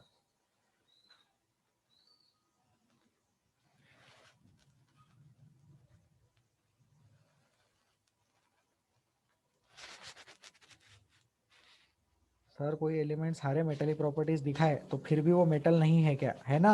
बट सिर्फ मेटेलिक कैरेक्टर दिखा रहा है क्या? अच्छा, आमिर अहमद का डाउट है कि सर अगर कोई एलिमेंट सारे मेटेलिक प्रॉपर्टीज दिखाए तो फिर भी वो मेटल नहीं है क्या? तो पहली बात ये है कि सारे प्रॉपर्टीज दिखाने वाला ऐसा कोई एलिमेंट ही नहीं है। ठीक है, फिर भी सिर्फ मेटेलिक कैरेक्टर के बारे में अपन बात करना क्या? तो अभी अपन ये समझे कि मेटल का मतलब क्या है। मेटल का मतलब है जो मेटेलिक कैरेक्टर वाली प्रॉपर्टीज दिखाए। तो अगर मान लो हमारे पास 100 प्रॉपर्टीज है और उसमें से 60% से ज्यादा, 70% से ज्यादा प्रॉपर्टीज उसने मेटल जैसी शो कर दी कोई एलिमेंट ने, तो उसको बाय डिफॉल्ट अपन मेटल बोल लेंगे। लेकिन मेटल बोलने के टाइम हम ये भी ध्यान में रखें कि 2 मेटल्स अगर होंगे तो उन 2 मेटल्स में भी मेटेलिक कैरेक्टर की बात कर सकते। एक ज्यादा अच्छा मेटल होगा और एक थोड़ा खराब मेटल होगा। कंसेप्ट यहां पर ये आ रहा है कि ऐसा सोचो, मैं भी मेटल तुम भी मेटल, लेकिन मैं ज्यादा अच्छा मेटल क्योंकि मैं ज्यादा प्रॉपर्टीज फॉलो कर रहा हूं। और जो चीज बहुत ज्यादा प्रॉपर्टीज फॉलो करेगा उसको उतना अच्छा मेटल बोलेंगे क्योंकि उसका उतना अच्छा मेटेलिक कैरेक्टर होगा। लेकिन 100% मेटेलिक कैरेक्टर वाला कोई एलिमेंट नहीं है। हर एलिमेंट के पास कुछ ना कुछ, थोड़ी बहुत, कम से कम मतलब 1%, 2% ही क्यों ना हो, लेकिन कुछ प्रॉपर्टीज नॉन मेटल की वो दिखाता है। जैसे सोडियम सॉफ्ट है, can be cut with a knife. Mercury liquid है। तो ऐसी डिफरेंट डिफरेंट प्रॉपर्टीज है जो कुछ कुछ मेटल्स नॉन मेटल की दिखाते हैं। तो ऐसे सारे मेटल्स नॉन मेटल की प्रॉपर्टीज दिखाते हैं। जो डी ब्लॉक और एफ ब्लॉक के मेटल्स है वो ज्यादा अच्छे मेटल्स है। ज्यादा अच्छे मेटल्स का मतलब उनका मेटेलिक कैरेक्टर ज्यादा है। आमिर अहमद, आई होप समझ में आया होगा, रिप्लाई करेंगे।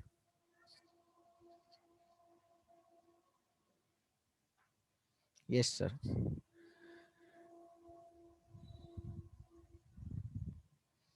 सर ये नोबल गैसेस कंपाउंड बनाएंगे ही क्यों जब उनके सब शेल्स फुलफिल्ड है और उनको कोई जरूरत नहीं बॉन्ड्स फॉर्म करने की और रिएक्ट करने की। बहुत बढ़िया, किन का डाउट है? नाम बताइए। उदय। ठीक है। नोबल गैसेस कंपाउंड ही क्यों बनाएंगे, तो कैसा है, पुराने जमाने में ऑक्टेट रूल बोलते थे। फिर बोलते थे कि ऑक्टेट फुलफिल करने के लिए चीजें कंपाउंड बनाती हैं। लेकिन फिर बाद में साइंस ने प्रोग्रेस किया और लोगों को नोबल गैसेस के भी कंपाउंड्स मिले। तो ऐसा सोचो कि एलिमेंट्स थे और फिर नोबल गैसेस मिले, और फिर ये देखा गया कि नोबल गैसेस रिएक्ट नहीं करते, और फिर लोगों ने बोला कि जो एलिमेंट्स रिएक्ट करते वो इसलिए रिएक्ट करते होंगे कि उनको नोबल गैसेस जैसा बनना है इसलिए। लेकिन फिर बाद में नोबल गैसेस के ही कंपाउंड्स मिल गए, तो फिर हमें यह समझ में आया कि ऑक्टेट थ्योरी एक सफिशिएंट थ्योरी नहीं है। ऑक्टेट थ्योरी से भी ज्यादा कुछ इंपॉर्टेंट कॉन्सेप्ट्स होते हैं। जैसे उसका नाम होता है इलेक्ट्रॉन का एक्साइटेशन। उसके बेसिस पे क्या होता है, उसके जो फुलफिल वाले शेल्स है, नोबल गैसेस के जो फुलफिल वाले शेल्स है, उसमें इलेक्ट्रॉन्स मूव करना चालू कर जाते, और वो फुलफिल नहीं रहता इसलिए वो रिएक्ट कर सकता, तो उसकी वैलेंसी जनरेट हो जाती। तो हम ऐसा समझे, और वो भी सिर्फ जीनॉन और उसके नीचे वाले ही होते हैं। जैसे हीलियम कंपाउंड नहीं बनाता, नियॉन भी कंपाउंड नहीं बनाता, एर्गॉन भी नहीं बनाता, कभी नहीं बनाता। हीलियम नियॉन एर्गॉन का आज तक कोई कंपाउंड नहीं मिला है, आगे मिलेगा तो तब का तब देखेंगे अपन क्या करने का। लेकिन जीनॉन और उसके आगे के एलिमेंट्स के कंपाउंड्स मिले हैं। तो जीनॉन ने क्या किया, पहले खुद के इलेक्ट्रॉन्स एक्सचेंज करके, पहले खुद के इलेक्ट्रॉन्स एक्साइट करके वैलेंसी बनाई, और फिर वो वैलेंसी सेटिस्फाई करने के लिए कंपाउंड बनाया। तो थोड़ा सा कॉम्प्लेक्स प्रोसेस हो रहा है यहाँ पे। हमें ये समझ में आ रहा है कि ऑक्टेट रूल भी ऐसी कोई फाइनल कंडीशन नहीं है। देखो साइंस में क्या होता है, एक ऑब्जर्वेशन आता है, उसके बेसिस पे अपन थ्योरी डेवलप करते हैं। फिर क्या होता है, एक नया ऑब्जर्वेशन आता है और वो थ्योरी को डिस्कार्ड करना पड़ता है। लेकिन जहां तक वो थ्योरी काम कर रही है वहां तक तो यूज कर सकते हैं। तो ऑक्टेट रूल की थ्योरी अपने जो घर के एलिमेंट्स है, कार्बन नाइट्रोजन ऑक्सीजन फ्लोरीन, उन सब के लिए ऑक्टेट रूल की थ्योरी काम कर रही है, तो बहुत बढ़िया। लेकिन फिर बाद में वो ऑक्टेट रूल की थ्योरी कब फेल हो गई, जैसे H2SO4 में फेल हो गई। H2SO4 में आउटरमोस्ट शेल में 8 से ज्यादा इलेक्ट्रॉन्स होने लग गए। तो वो टाइम पे हमें समझ में आया कि ऑक्टेट रूल से भी कुछ और ज्यादा नई थ्योरीज की रिक्वायरमेंट है। और वैसी रिक्वायरमेंट आई जीनॉन के कंपाउंड्स बनने के बाद में।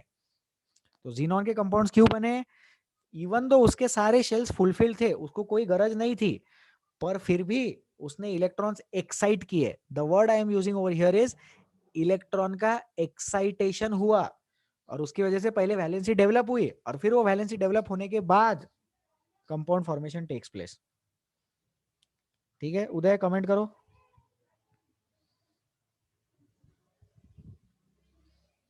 उदय रिप्लाई करेंगे। Yes sir. ठीक है, next. Sir CH3COH is a hydrocarbon और नॉट? नहीं, CH3COH हाइड्रोकार्बन नहीं है, वो एक हाइड्रोकार्बन डेरिवेटिव है। अपन ये डेफिनेशन वाला पार्ट फिर से रिवाइज कर लेते हैं अभी जल्दी से।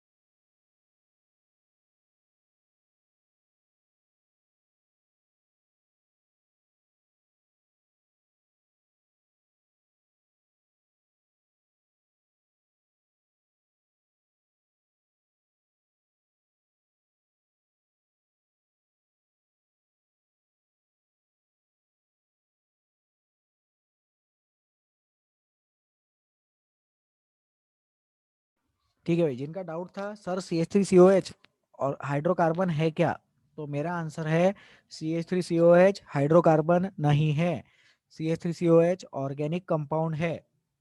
तो स्टेटमेंट लिख लेंगे, hydrocarbons are the compounds of hydrogen and oxygen only. Hydrocarbons and their derivatives are organic compounds. CH3COH is a derivative of hydrocarbon and hence it is an organic compound. Derivative means remove any hydrogen atom from the hydrocarbon and add a functional group. तो इसको लिख लेंगे सब लोग, revise हो जाएगा, जल्दी लिखे।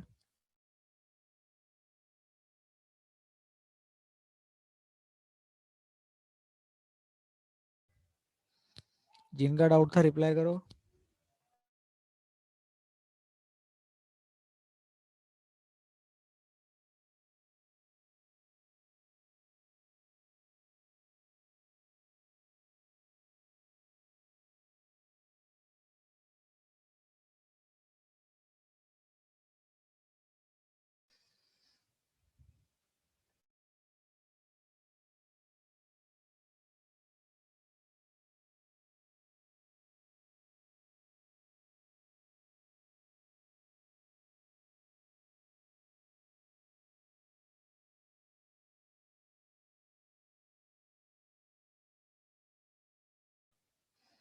ठीक है, हम नेक्स्ट डाउट देखते हैं।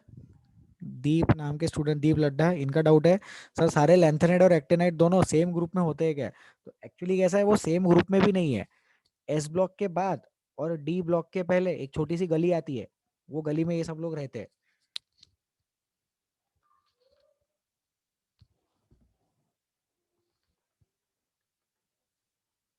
ठीक है, इसको डिलीट करें क्या, पीछे जाते हैं, इसको डिलीट करते हैं।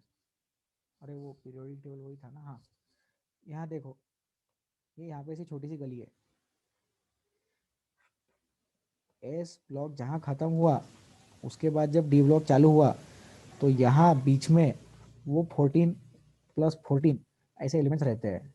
तो ये यहाँ पे रहते हैं लैंथेनाइड के 14 एलिमेंट्स और यहाँ रहते हैं एक्टिनाइड के 14 एलिमेंट्स। तो ऐसे टोटल 28 एलिमेंट्स अवेलेबल है एफ ब्लॉक में। एफ ब्लॉक की दो सीरीज, लैंथेनाइड सीरीज और एक्टिनाइड सीरीज, उनका कोई ग्रुप नहीं है, उनके ग्रुप को नाम नहीं दिया। ऐसा नहीं बोल सकते थर्ड ग्रुप के मेंबर्स है, ऐसा नहीं बोल सकते सेकेंड ग्रुप के मेंबर्स है। सेकेंड ग्रुप और थर्ड ग्रुप के बीच में वो सारे एलिमेंट्स एग्जिस्ट करते हैं। तो अगर उनको वहीं लिखते थे तो जो पीरियोडिक टेबल है बहुत लंबा बन जाता था ऐसा।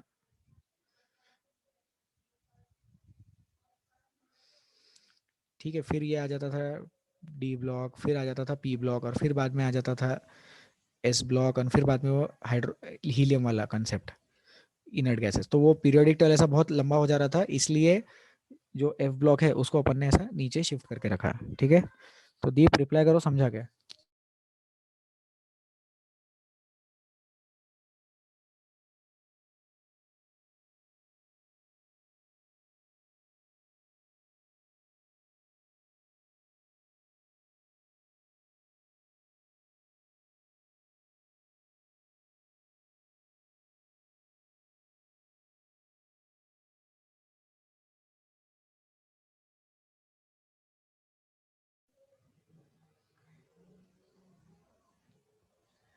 ठीक है, आगे बढ़ते हैं।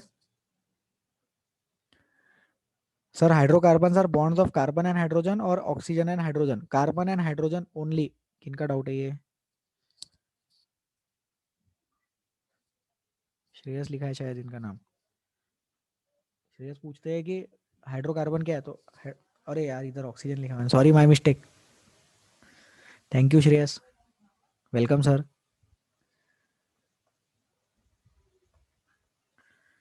Hydrocarbons are compounds of hydrogen and carbon only. Hydrocarbons and their derivatives, ये दोनों को मिला के together are called as organic compounds. Please correction कर लेना जिन लोगों ने एज इट इज कॉपी किया था।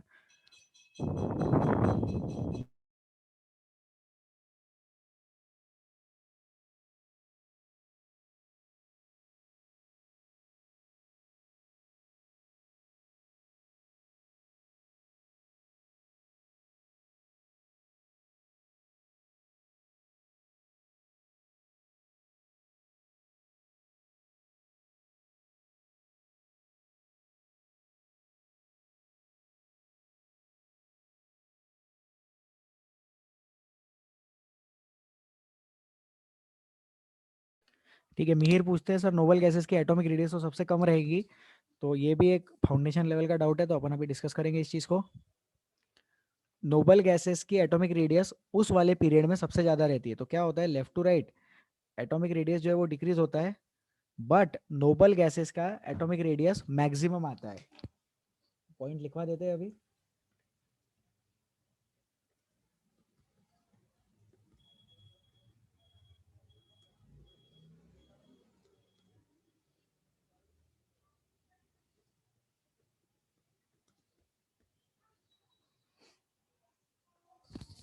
Nobel gases have the maximum atomic radius in their particular periods. तो क्या होता है, जैसे अगर अपन साइज का ऐसा छोटा सा ग्राफ जैसा देख लेते हैं, इधर जाएंगे तो एटॉमिक नंबर बढ़ेगा, ठीक है, और साइज क्या हो रही है, साइज धीरे धीरे कम हो रही है जैसे, लेकिन फिर नोबल गैसेस के लिए साइज जो है वो ये वाले मेटल से भी ज्यादा आ जाती है।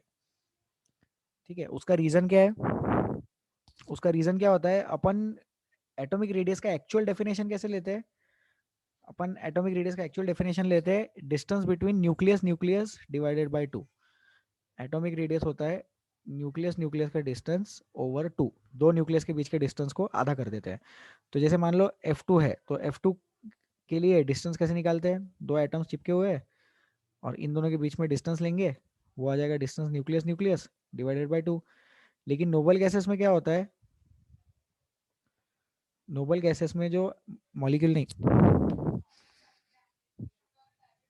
नोबल गैसेस में जो एटम्स रहते हैं, एटम्स आर फार ऑफ, दूर दूर रहते हैं, तो दूर दूर होने की वजह से क्या हो गया, उसके बीच का डिस्टेंस बहुत ज्यादा है, तो डिस्टेंस ज्यादा है, नोबल गैसेस के बीच का डिस्टेंस ज्यादा है, तो डिस्टेंस NN/2 ज्यादा आ जाएगा, इसलिए नोबल गैसेस का मैक्सिमम रेडियस रहता है उनके पर्टिकुलर पीरियड्स में। मिहिर का डाउट है, मिहिर रिप्लाई करो, समझ में आएगा, और सब लोग लिख लो।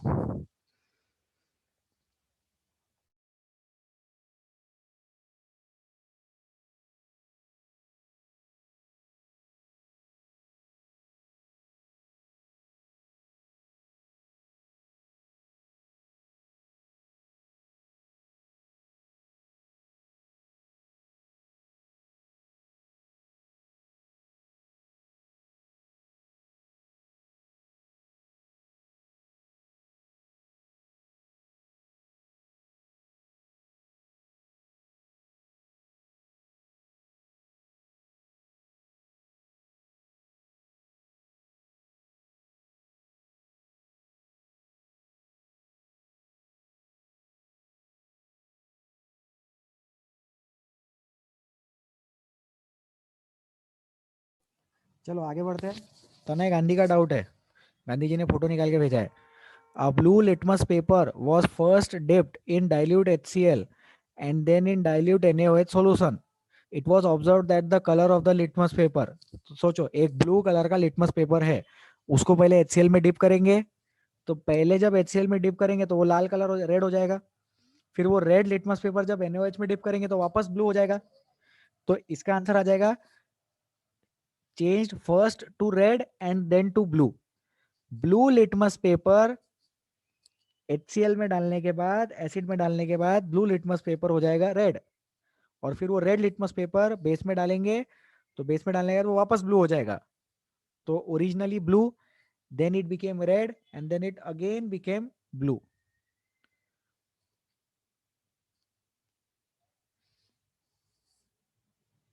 सर जो ब्लू लिटमस रेड बन गया था वही वापस जब NaOH में डाला तब वो रेड से ब्लू हो गया, या हमने लिटमस पेपर चेंज किया था, हमने लिटमस पेपर चेंज नहीं किया, वही फिर से ब्लू हो गया। आप लोग ये समझे, गांधी जी आप भी सुनो, सब लोग ये समझे कि लिटमस पेपर को हम कितने भी बार यूज कर सकते, वो अपने घड़ी का सेल नहीं रहता कि एक बार यूज हो गया डिस्चार्ज हो गया कि निकाल के फेंक देने का। रेड लिटमस पेपर बेस में डालेंगे ब्लू हो गया, ब्लू लिटमस पेपर एसिड में डालेंगे रेड हो गया, उसको आप 100 टाइम 1000 टाइम भी back and fourth colour change करवा सकते हो। जब तक लिटमस पेपर फट नहीं जाता तब तक उसको यूज कर सकते हैं। लिटमस पेपर फटने के बाद भी उसका आधा टुकड़ा एसिड के अंदर डालेंगे तो रेड कलर शो करेगा, बेस में डालेंगे तो ब्लू कलर शो करेगा। तो same litmus paper can be used n number of times, उसका ऐसा कोई वैलिडिटी नहीं रहता है। तने रिप्लाई करो।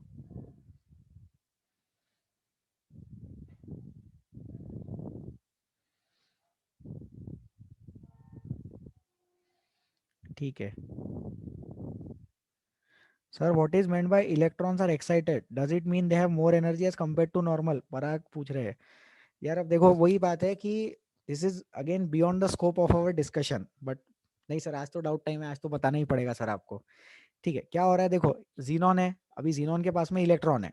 ठीक है, अब वो इलेक्ट्रॉन को क्या करता है, जीनॉन खुद एनर्जी दे देता है और बाहर के ऑर्बिट में छोड़ देता है।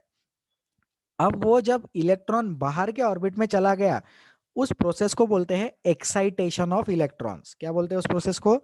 Excitation of electron.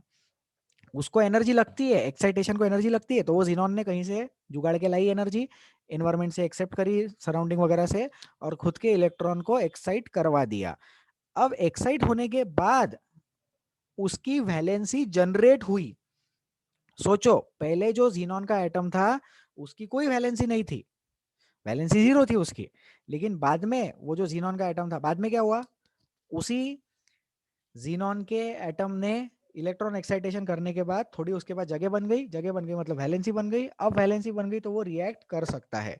तो अपन ऐसा बिल्कुल बोल सकते हैं कि जीनॉन का इलेक्ट्रॉन एक्साइटेशन होने के बाद उसकी एनर्जी बढ़ गई। एनर्जी बढ़ी इसलिए तो उसकी रिएक्टिविटी बढ़ी। एक कंसेप्ट सब लोग ध्यान देंगे, सब लोग ध्यान से सुनेंगे यहाँ पे।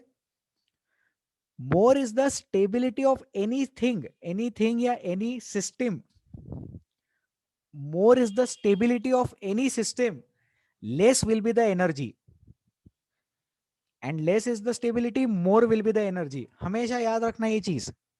11th 12th में अगर साइंस लो तो याद रखना ही, नहीं भी लो तो भी याद रखना। कोई भी सिस्टम की एनर्जी अगर ज्यादा रहती है तो मतलब वो लेस स्टेबल है, और कोई भी सिस्टम की स्टेबिलिटी ज्यादा है मतलब वो लेस एनर्जेटिक है। और कोई भी सिस्टम क्या कोशिश करता है, अपने आप एनर्जी रिलीज कर दे और स्टेबिलिटी गेन कर ले। every system tries to gain energy, sorry, every system tries to gain stability by releasing energy।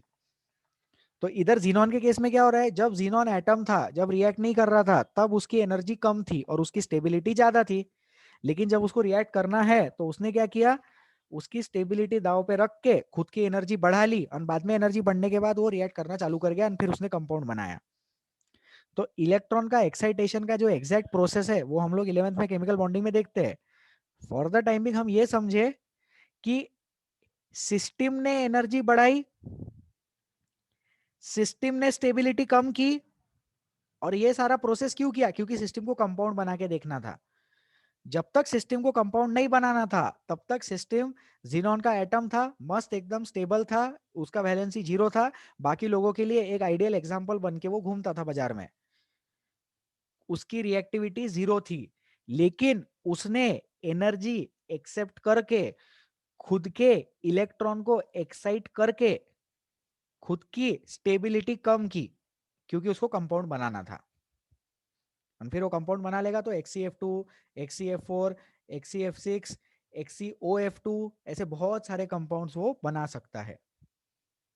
ठीक है, तो जब वो कंपाउंड बना रहा है तो ऑब्वियस बात है कि उसकी एनर्जी बढ़ रही है इस केस में, क्योंकि जीनॉन खुद एक नोबल गैस हुआ करता था। फिर ऐसे बाकी के नोबल गैसेस नहीं किया क्या, हीलियम नियॉन आर्गन ने किया क्या? अब तक तो नहीं किया है। अब तक हीलियम नियॉन आर्गन के कोई कंपाउंड नहीं मिले हैं, जब मिलेंगे तब का तब देखेंगे। फिर जो टाइम तक जीनॉन के भी कंपाउंड नहीं देखे तब तक सब लोग क्या बोलते थे, be like ideal gas, don't form compounds, if you want to form compounds follow the octet rule. लेकिन फिर बाद में ऑक्टेट रूल ही चेंज हो गया, ऑक्टेट रूल वही रहा लेकिन ऑक्टेट रूल वाला कंसेप्ट ही चेंज हो गया, स्टेबिलिटी दूसरे दूसरे तरीकों से डिफाइन करने लग गए। ठीक है, आई होप ये चीज क्लियर हो गया। Sir most reactive non metal कौन सा है, ऐसा एग्जैक्टली हम नहीं बोल सकते, लेकिन फ्लोरीन को बोल सकते हैं। जैसे क्या होता है कि मोस्ट रिएक्टिव नॉन मेटल, ये क्वेश्चन अपने आप में इनकम्प्लीट है। रिएक्टिविटी कौन से सेंस में? सर एकदम जनरल सेंस में, जैसे नॉर्मली रिएक्टिविटी डिफाइन करते हैं तो उसका आंसर फ्लोरीन है। लेकिन फिर अगर अपन ये बोलेंगे सर फिर अगर फ्लोरीन ज्यादा रिएक्टिव है तो उसके ज्यादा कंपाउंड्स क्यों नहीं है और कार्बन के ज्यादा कंपाउंड्स क्यों है? क्योंकि कार्बन की जो रिएक्टिविटी है वो अलग तरीके से रिएक्टिविटी है, कार्बन को बहुत सारे कंपाउंड्स बनाने हैं, फ्लोरीन को बहुत सारे कंपाउंड्स बनाने में इंटरेस्ट नहीं है। ठीक है, जैसे जो ज्यादा रिएक्टिव रहता है वो जल्दी से रिएक्ट करके स्टेबल हो जाएगा। कार्बन कैसा है, कार्बन ऑप्टिमम कंडीशन में मस्त बढ़िया इलेक्ट्रोनेगेटिविटी की वैल्यू है, किसी के साथ भी डबल बॉन्ड बना लेता, किसी के साथ भी सिंगल बॉन्ड बना लेता, किसी के साथ भी ट्रिपल बॉन्ड बना लेता, और वो बॉन्ड को अच्छी खासी स्ट्रेंथ के साथ भी बनाता। इसीलिए कार्बन के बहुत सारे कंपाउंड्स है। बट अगर अपन नॉर्मल कंडीशंस में देखें कि सबसे ज्यादा रिएक्टिव कौन सा नॉन मेटल होगा, तो fluorine is the answer. Mihir का डाउट है ये, मिहिर शायद रिप्लाई कर रहे हैं अभी। Okay sir.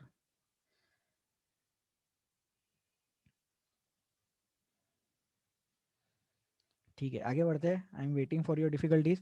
कुछ दो तीन स्टूडेंट्स को मैंने बोला है डिफिकल्टी पे कि मैं क्लास के बाद इंडिविजुअली मैसेज पे रिप्लाई करूंगा, बिकॉज उनका difficulty is very much beyond the scope of our discussion. मैं ये नहीं चाहता हूँ कि बाकी की जनता कंफ्यूज हो जाए, इसलिए दो तीन लोगों के डाउट्स मैंने रिप्लाई किए हैं कि I will reply to them individually, because बहुत ही ज्यादा सिलेबस से दूर जा रहा है। जैसे अपना ये इलेक्ट्रॉन एक्साइटेशन भी सिलेबस से दूर जा रहा था, बट समवॉट रिलेटेड है, इसलिए अपन ने डिस्कस किया।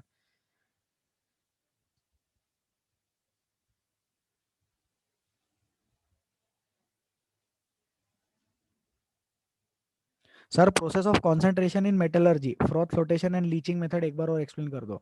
तो कॉन्सेंट्रेशन कैसे करते हैं अपन, गैंग और मैट्रिक्स को रिमूव करवाते हैं। ठीक है, गैंग, मैट्रिक्स नहीं, गैंग को रिमूव करते हैं और कॉन्सेंट्रेशन बढ़ाने की कोशिश करते हैं। तो ग्रेविटी वाला मेथड होता है, फिर उसके बाद फ्रॉथ फ्लोटेशन मेथड है, एंड लीचिंग एक मेथड है।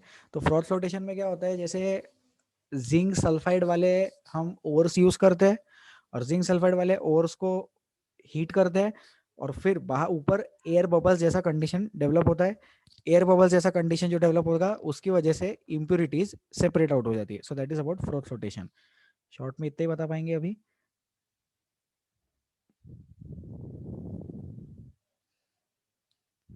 ठीक है, please ask if you have any doubts, any difficulties.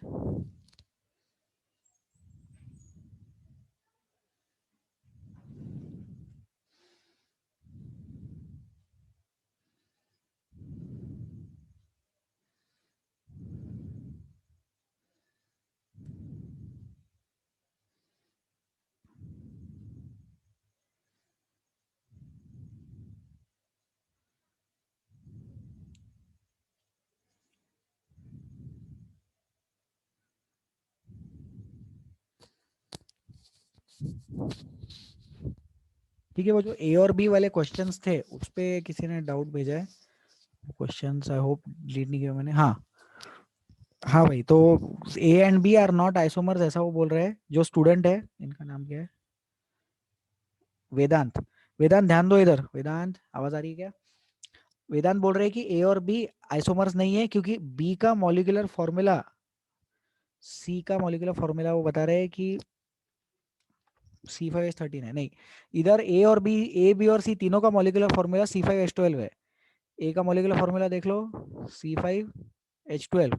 B का मॉलिक्यूलर फॉर्मूला देख लो, वो भी C5H12 ही आएगा। 3, 4, 5, 6, 7, 8, 9, 10, 11, 12। और सी वाला जो मॉलिक्यूल है उसका भी मॉलिक्यूलर फॉर्मूला देख लो, इधर के 3 हाइड्रोजन, इधर के 3 हाइड्रोजन, इधर के 3 और इधर के 3, 4 3 जा 12। तो इसका मॉलिक्यूलर फॉर्मूला भी C5H12 है। ठीक है, वेदांत रिप्लाई करो। ठीक है, तो सबका मॉलिक्यूलर फॉर्मूला C5H12 है ए बी और सी में, और डी ई एफ में सबका मॉलिक्यूलर फॉर्मूला C5H10 है। हर जगह पे दो दो हाइड्रोजन्स, एफ वाले कंपाउंड, डी वाले कंपाउंड में। ई वाले में देखो, यहाँ पे एक रहेगा तो यहाँ 3 हो जाएंगे, फिर यहाँ पर 2, 2 एंड 2। और एफ वाले में देखो, एफ वाले में इधर 3 3 हो जाएंगे, तो इधर एक एक हो जाएगा, और यहाँ पे 2 हाइड्रोजन लिखने पड़ेंगे। ठीक है, वेदांत रिप्लाई करो। वेदांत ने दूसरा डाउट पूछा था, इलेक्ट्रॉन एक्साइटेशन मतलब क्या है, तो वो ऑलरेडी डिस्कस हो गया है।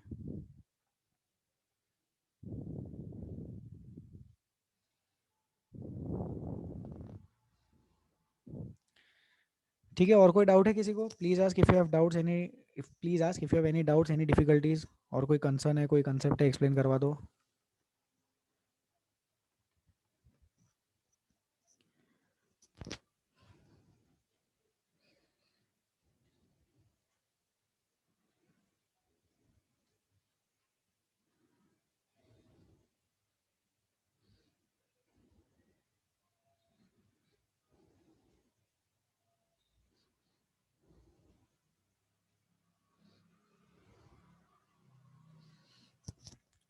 पराग पूछते हैं आयोनाइजेशन एनर्जी। तो आयोनाइजेशन एनर्जी बड़ा कंसेप्ट है, सिर्फ डेफिनेशन बता पाएंगे अभी, समझे। अपने पास में एटम है, एटम के पास में आउटर मोस्ट शेल में इलेक्ट्रॉन है। अगर उस एटम को रिएक्ट करना है तो उसको वो इलेक्ट्रॉन डोनेट करने का है।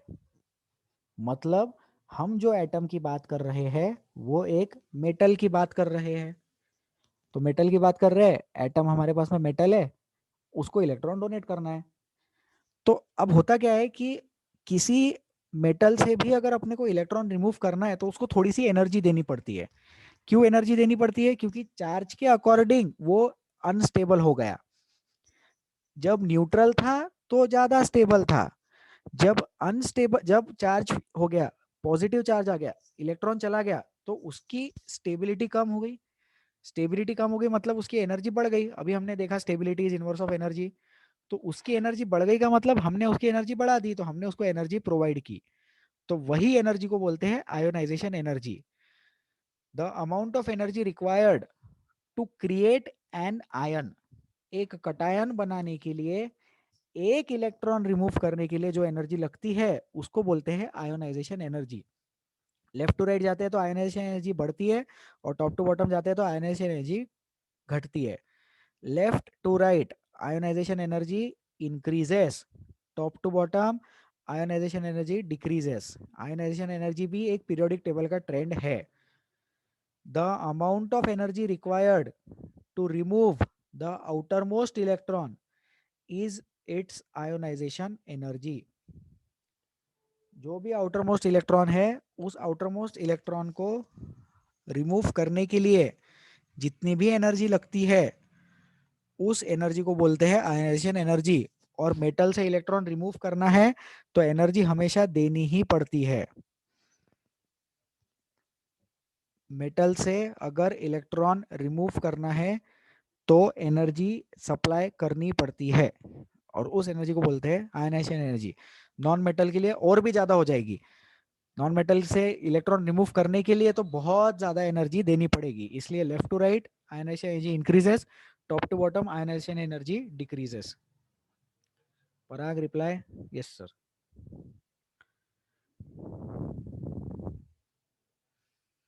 ठीक है, और कोई doubt? Any further doubts, difficulties, any concerns, any questions? No doubts? ठीक है, अगर किसी को और भी कोई डाउट है तो आप मुझे व्हाट्सएप पे मैसेज कर सकते हैं। I will reply over there individually. दो तीन स्टूडेंट्स के डाउट्स मैंने नहीं बताए अभी। I will reply to their questions right now.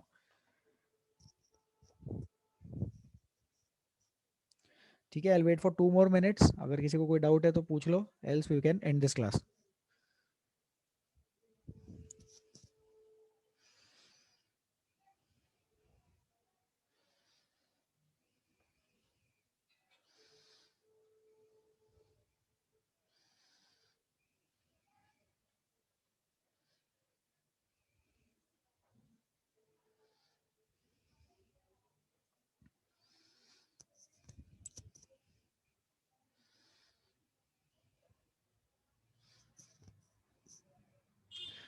ठीक है, thank you so much for attending the class. Please take care of yourself, enjoy your weekend.